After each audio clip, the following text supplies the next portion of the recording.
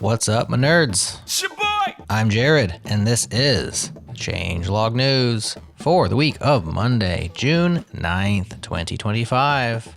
Just days before their much anticipated WWDC keynote, Apple Research published a paper on the strengths and limitations of large reasoning models, which I can't help but interpret as, seriously guys, there's good reasons why our Apple Intelligence rollout has been a dumpster fire. You'll see. Okay, let's get into the news. Never let AI write your tests. Developer Diwank's field guide to a new way of building software starts off as a pretty typical, here's how to be productive coding with AI, but then he says something near the end, and emphatically so, that I haven't heard anybody say. Quote, now we come to the most important principle in AI-assisted development. It's so important that I'm going to repeat it in multiple ways until it's burned into your memory. Never let AI write your tests. Tests are not just code that verifies other code works. Tests are executable specifications. They encode your actual intentions, your edge cases, your understanding of the problem domain. High performers excel at both speed and stability. There's no trade-offs. Tests are how you achieve both. End quote. Diwank says AI can help with test planning, suggest test scenarios, debug, and analyze test features, but that it should never touch test files, write test code, or modify test expectations.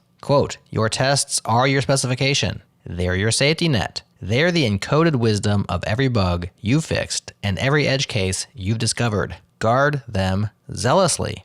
End quote. I'm not sure if I agree or not. I don't think I have enough experience yet to weigh in with more than a hunch. What do you think? Does this ring true to you, or does it sound overly cautious? Apple redesigns it all.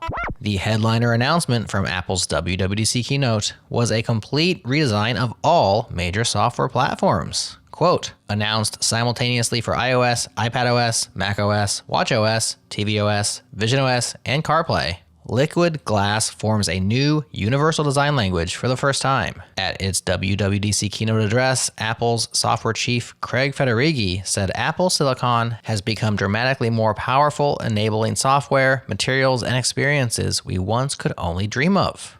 Inspired by visionOS, Liquid Glass is layered throughout the system and features rounded corners that have been matched to the curved screens of the devices. It behaves just like glass in the real world and morphs when you need more options or move between views. End quote. I'm not gonna lie, it's giving me Windows Aero vibes. It'll probably grow on me, but I can't say I'm super excited about this change. The return of texture, depth, and expressiveness in UI trend I featured last week, coming on the heels of Airbnb's redesign, is much more interesting to this guy. The rise of judgment over technical skill. Ever since ChatGPT launched our current AI madness, developers have been asking ourselves and each other what it all means in the long term. We still don't have that answer yet, but I can confidently say that at least in the medium term, it means we must move up the value chain because the once cherished technical skills we've acquired are being commoditized at a blistering pace. There's nothing new under the sun. Quote, in 1995, musician and producer Brian Eno made a profound observation about computer sequencers that has become increasingly relevant in our AI-powered world. Quote, the great benefit of computer sequencers is that they remove the issue of skill and replace it with the issue of judgment. With Cubase or Photoshop, anybody can actually do anything, and you can make stuff that sounds very much like stuff you'd hear on the radio or looks very much like anything you see in magazines. So the question becomes not whether you can do it or not, because any drudge can do it if they're prepared to sit in front of the computer for a few days. The question then is, of all things you can do now, which do you choose to do? End quote. You know what? Adam and I had a similar conversation about digital photography while on a photo walk in New York City years ago. It was my contention then that the skills required to take great pictures were trending towards zero, and when we get to that point, which we're pretty close to now, the only thing that would matter is taste, which is just another form of judgment. In other words, it's a way of answering the question of all the perspectives you can now capture. Which do you choose to capture? In one sense, Changelog News is me trying to climb my way up the value chain. Sure, I write some prose too, but not notably well, and I read them aloud to you, but not all that well. What I really do is repeatedly answer the question, of all the things you can feature, which do you choose to feature? It's now time for sponsored news. Our best customers are now robots. Kurt Mackey and our friends at Fly have had quite the experience. Quote, but a funny thing has happened over the last 6 months or so. If you look at the numbers, DX, developer experience, might not matter that much. That's because the users driving the most growth on the platform aren't people at all, they're robots. End quote. We've talked about LLM SEO a few times on the pod, and this is why. Because you don't have to attract humans when coding agents make tool selections at massive scale. Kurt and his team are now focusing on the latter. Quote, if you try to think like a robot, you can predict other things they might want. Since robot money spends just the same as people money, I guess we ought to start doing that. For instance, it should be easy to MCP our API. The robots can then make their own infrastructure decisions. End quote. Lots to glean from this post. Thanks to Fly.io for sharing so candidly and for sponsoring Changelog News. Claude Code is my computer. Here's Peter Steinberger, quote, I run Claude Code in no prompt mode. It saves me an hour a day and hasn't broken my Mac in 2 months. The $200 per month max plan pays for itself, end quote.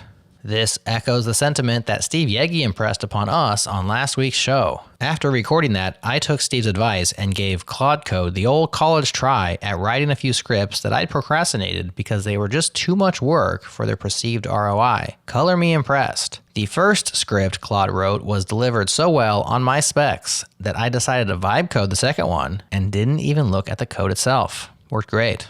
Peter says this about Claude Code, quote, Claude Code shines because it was built command line first, not bolted onto an IDE as an afterthought. The agent has full access to my file system, if you're bold enough, can execute commands, read output, and iterate based on results. End quote. I think that's right. I like Claude Code more than I like Claude inside of Zed.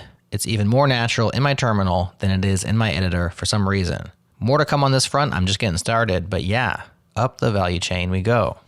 The curious case of Memvid.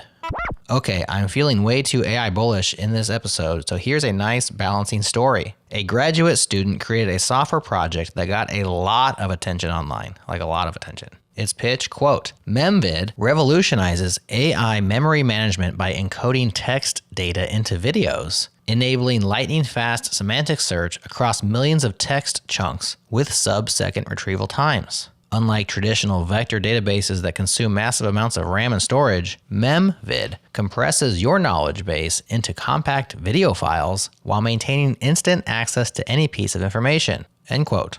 Now on its face, that sounds amazing, but it also sounds kind of weird. Why would encoding text into video use less disk space or make anything faster? Well, it turns out it doesn't. Quote, testing shows this library's performance is the opposite of what the README claims. Your text will take 100x more disk space. Searches will be 5x slower. Setup will take hours, not minutes. This library will cause serious problems at production scale. The README's performance claims are backwards, end quote. That was posted as an issue on the repo. On the heels of this discovery came a new contribution, a proposal for Memvid 1.0, the universal, streamable, self-contained AI memory format. Does that sound ambitious? Does it sound sloppy? One commenter sure thinks so. Quote, GitHub is now infested with AI slop. AI-generated repo with obvious overhead and no practical usages, people that has AI replace brains, giving stars to this, and AI-generated issues. Perfect. End quote. I guess the AI slopping will continue until morale improves.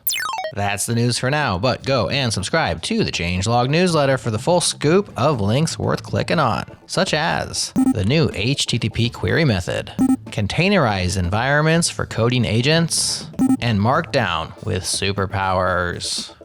Get in on the newsletter at changelog.news. In case you missed it, last week Steve Yegge shared with us his adventures in babysitting coding agents, and Amanda Silver, CVP of the developer division at Microsoft, explained why we're all builders now. And coming up this week, on Wednesday, Richard Feldman tells me all about his Rock programming language, and on Friday, Justin Searles is back to help us digest all the WWDC announcements. Have a great week. Like, subscribe, and leave us a 5-star review if you dig the show. And I'll talk to you again real soon.